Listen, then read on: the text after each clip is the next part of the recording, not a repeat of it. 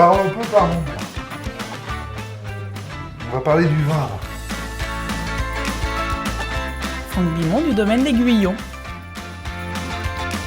Alors j'ai appelé ce vin-là Odyssée pour différentes... c'est une forme d'hommage à mon grand-père, en fait.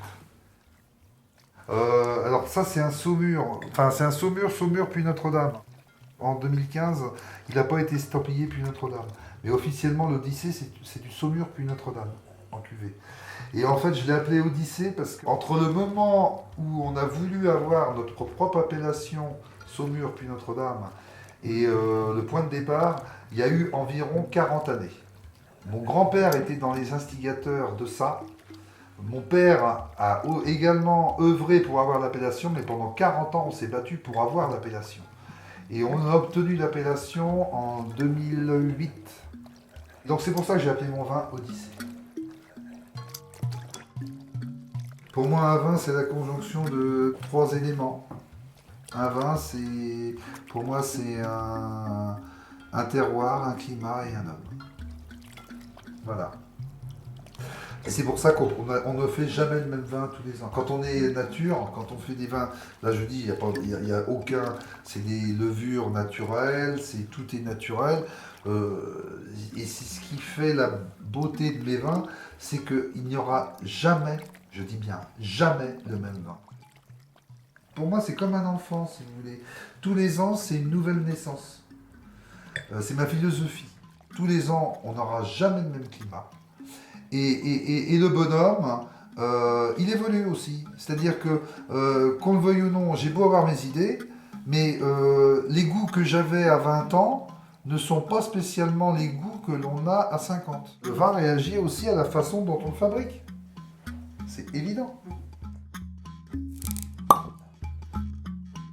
Alors là, ce vin que vous goûtez, c'est issu d'une parcelle qui a été plantée par mon arrière-grand-père en 1937. Et en fait, c'est issu du Cabernet Franc pur. Donc la particularité de ce vin-là, si on peut voir la particularité, donc c'est des vins no watt. Pour l'élaboration d'un vin no watt, il ne faut pas un seul intrant électrique entre le coup de sécateur manuel jusqu'à temps que le vin ait fini de fermenter. C'est naturel. Je ne fais pas des vins rouges de garde, je pense pas. C'est des vins de semi-garde. J'essaye de faire du vin en symbiose avec la région. Dans mon esprit, je veux que chaque région garde sa typicité. Les vins de Loire n'ont jamais été des vins de garde, historiquement parlant. On faisait ce qu'on appelle dans le temps, c'était du breton. On appelait ça le beurton, le breton. C'était des vins gouléants.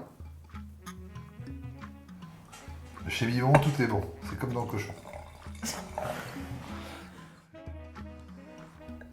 Bon, si vous voulez, la couleur, elle est un peu évoluée. Elle est pas tuilée, mais là, on est quand même à 6 ans. Vous voyez, je vous disais une dizaine d'années, je pense que ce vin-là, il peut se garder encore quelques années, mais là, il est mûr. Hein. Il est mûr à voir, il est agréable. Au niveau du nez, moi je trouve ça remarquable. Moi je trouve ça très... Enfin, on aime ou on n'aime pas, mais moi je trouve que c'est un nez de griotte. Un peu avec des arômes chocolatés, cacao, un petit peu, je trouve. Avec ce vin-là, j'aime bien une escalope de dinde à la crème avec un zeste de champignons citron accompagné d'une fondue de poireaux. C'est pas mal. Le tout saupoudré de parmesan. Moi, je trouve ça tip top. On va quand même pas se laisser abattre.